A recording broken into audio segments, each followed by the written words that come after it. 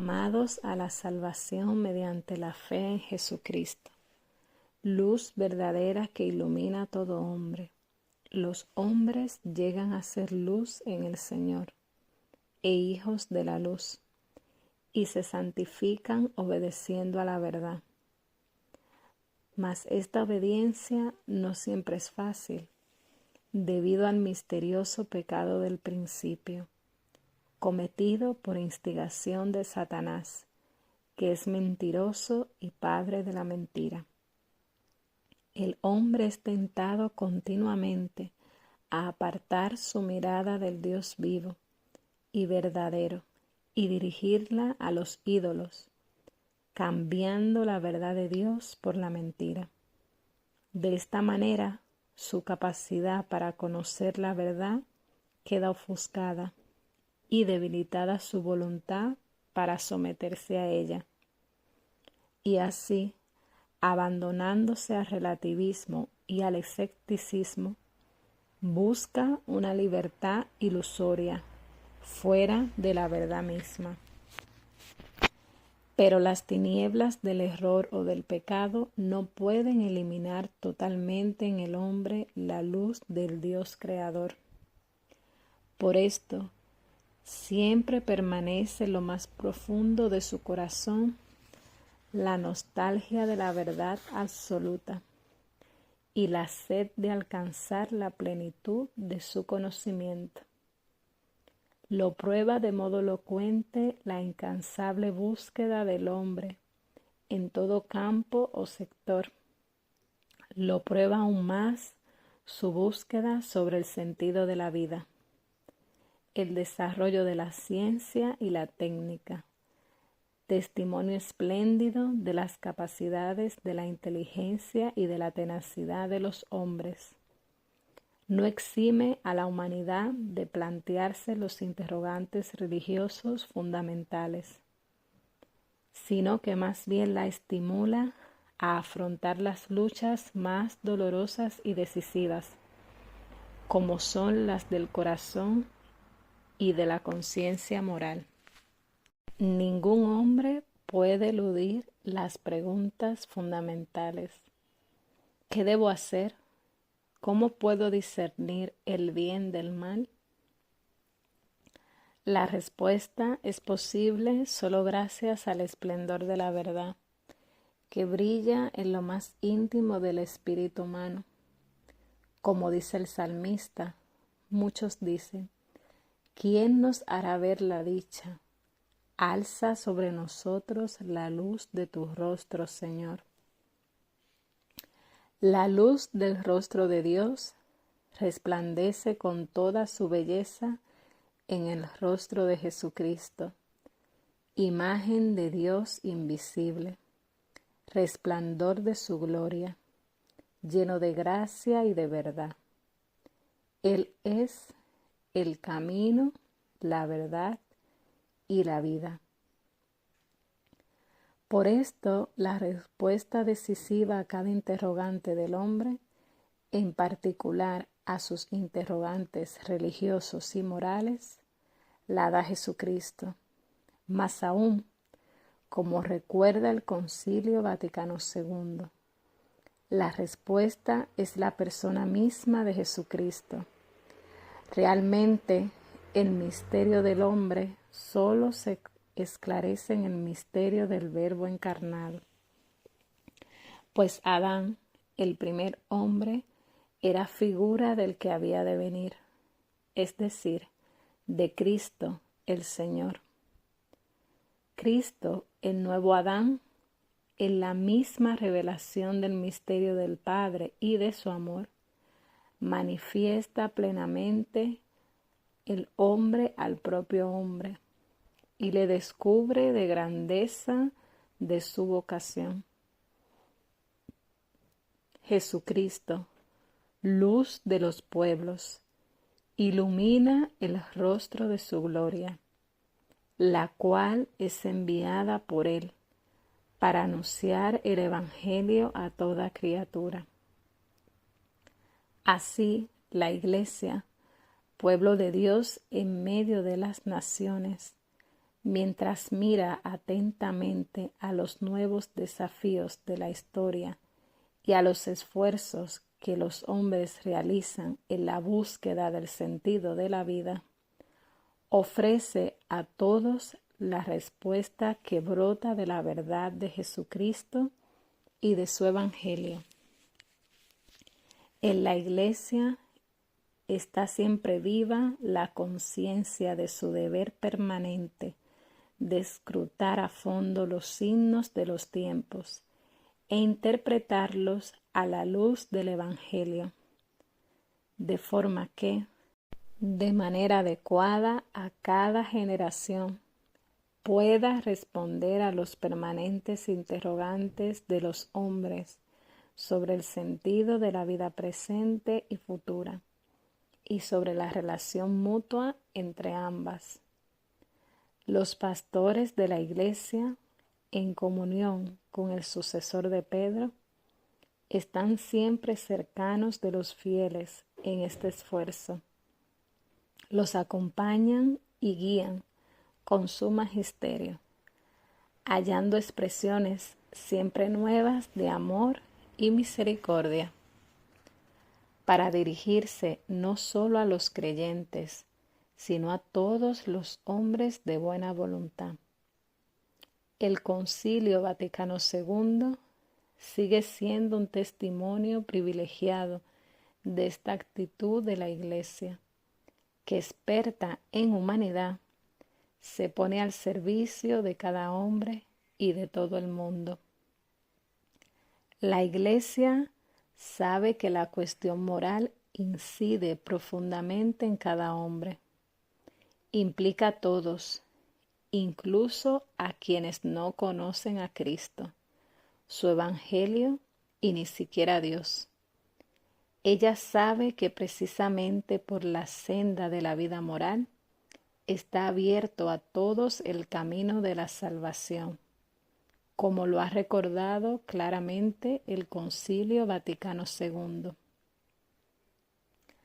Los que sin culpa suya no conocen el Evangelio de Cristo y su Iglesia, pero buscan a Dios con sincero corazón e intentan en su vida, con la ayuda de la gracia, hacer la voluntad de Dios, conocida a través de los que le dice su conciencia, pueden conseguir la salvación eterna.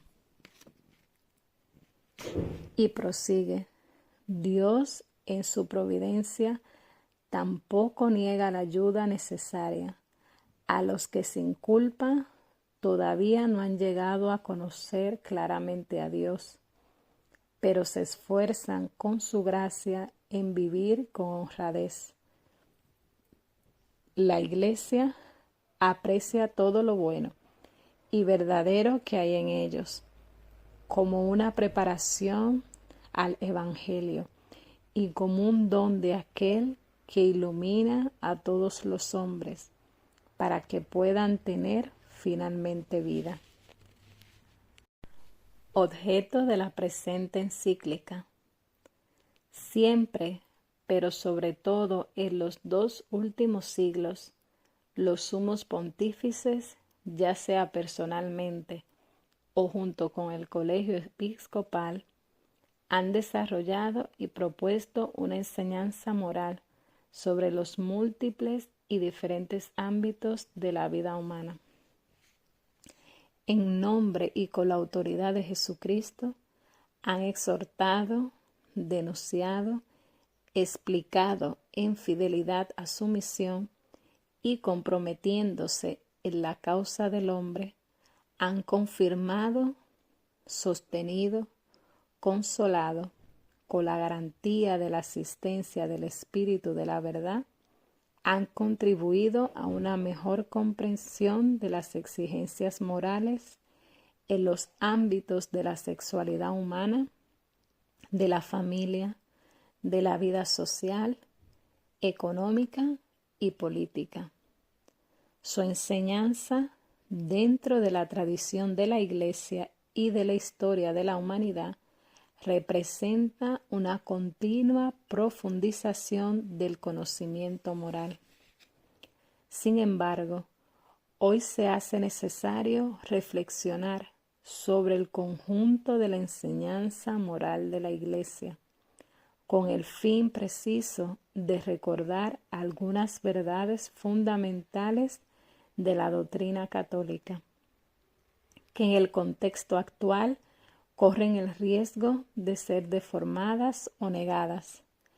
En efecto, ha venido a crearse una nueva situación dentro de la misma comunidad cristiana, en la que se difunden muchas dudas y objeciones de orden humano y psicológico, social y cultural, religioso e incluso específicamente teológico, sobre las enseñanzas morales de la Iglesia. Ya no se trata de contestaciones parciales y ocasionales, sino que, partiendo de determinadas concepciones antropológicas y éticas, se pone en tela de juicio de modo global y sistemático el patrimonio moral. En la base se encuentra el influjo más o menos velado de corrientes de pensamiento que terminan por erradicar la libertad humana de su relación esencial y constitutiva con la verdad. Y así se rechaza la doctrina tradicional sobre la ley natural y sobre la universalidad y permanente validez de sus preceptos. Se consideran simplemente inaceptables algunas enseñanzas morales de la Iglesia. Se opina que el mismo magisterio no debe intervenir en cuestiones morales más que para exhortar a las conciencias y proponer los valores, en los que cada uno basará después autónomamente sus decisiones y opciones de vida. Particularmente hay que destacar la discrepancia entre la respuesta tradicional de la Iglesia y algunas posiciones teológicas, difundidas incluso en seminarios y facultades teológicas, sobre cuestiones de máxima importancia para la Iglesia y la vida de fe de los cristianos, así como para la misma convivencia humana. En particular, se plantea la cuestión de si los mandamientos de Dios, que están grabados en el corazón del hombre y forman parte de la alianza, son capaces verdaderamente de iluminar las opciones cotidianas de cada persona y de la sociedad entera. ¿Es posible obedecer a Dios y por tanto amar a Dios y al prójimo sin respetar en todas las circunstancias estos mandamientos? Está también difundida la opinión que pone en duda el nexo intrínseco e indivisible entre fe y moral, como si solo en relación con la fe se deban decidir la pertenencia a la Iglesia y su unidad interna, mientras que se podría tolerar en el ámbito moral un pluralismo de opiniones y de comportamientos, dejados al juicio de la conciencia subjetiva, individual o a la diversidad de condiciones sociales y culturales. En un tal contexto, todavía actual, he tomado la decisión de escribir, como ya anuncié en la carta apostólica Spiritus Domini, publicada el 1 de agosto de 1987, con ocasión del segundo centenario de la muerte de San Alfonso María de Ligorio, una encíclica destinada a tratar más amplia y profundamente las cuestiones referentes a los fundamentos mismos de la teología moral. Fundamentos que sufren menoscabo por parte de algunas tendencias actuales. Me dirijo a vosotros, venerables hermanos en el episcopado, que compartís conmigo la responsabilidad de custodiar la sana doctrina, con la intención de precisar algunos aspectos doctrinales que son decisivos para afrontar la que sin duda constituye una verdadera crisis. Por ser tan graves las dificultades derivadas de ella para la vida moral de los fieles y para la comunión de la Iglesia, así como para una existencia social justa y solidaria. Si esta encíclica, esperada desde hace tiempo, se publica precisamente ahora, se debe también a que ha aparecido convenientemente que la precediera el Catecismo de la Iglesia Católica, el cual contiene una exposición completa y sistemática de la doctrina moral cristiana. El Catecismo presenta la vida moral de los creyentes en sus fundamentos y en sus múltiples contenidos como vida de los hijos de Dios. En él se afirma que los cristianos, reconociendo en la fe su nueva dignidad, son llamados a llevar en adelante una vida digna del Evangelio de Cristo. Por los sacramentos y la oración reciben la gracia de Cristo y los dones de su Espíritu que le capacitan para ello. Por tanto, al citar el Catecismo como texto de referencia seguro y auténtico para la enseñanza de la doctrina católica, la encíclica se limitará a afrontar algunas cuestiones fundamentales de la enseñanza moral de la Iglesia, bajo la forma de un necesario discernimiento sobre problemas controvertidos entre los estudiosos de la ética y de la teología moral.